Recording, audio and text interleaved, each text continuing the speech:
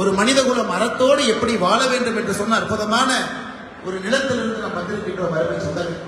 அதனால் பெட்னா அமைப்பு வருகின்ற காலத்தில் இன்னும் சீரும் சிறப்புமாக எல்லோரையும் ஒருங்கிணைக்கக்கூடிய ஒரு பாலமாக இருக்க வேண்டும் என்று சொல்லி, அதே போல உலக தமிழர்களுக்கெல்லாம் குரல் கொடுக்கக்கூடிய அமைப்பாக நம்முடைய பெட்னா அமைப்பு இருக்க வேண்டும் என்பதனுடைய ஆழமான ஒரு கருத்து. எதற்காக இந்த கருத்தை பதிவு செய்கின்றேன் என்றால், இதற்கு முன்பு மேடையில புலம்பெயர்ந்து நம்முடைய இலங்கையிலிருந்து வந்திருக்கக்கூடிய தமிழ் சொந்தங்கள் மேலே இருந்தார்.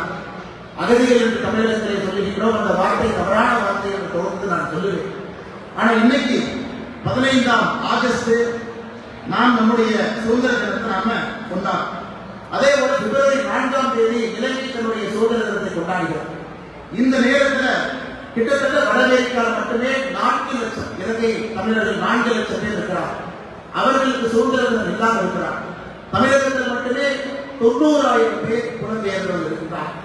நம்முடைய காலத்தில் அவர்களுக்கான ஒரு நியாயத்தை கொடுக்க வேண்டிய கட்டாயமும் கடமையும் நமக்கு. இதற்கு முன்பு நான் சார்ந்திருக்கக்கூடிய அரசு இயக்கத்தில் எத்தனையோ விஷயங்களை செய்ய வேண்டும் என்று பொருளாதார போராடினோம். அந்த போராட்டத்தை தொடர்வோம்.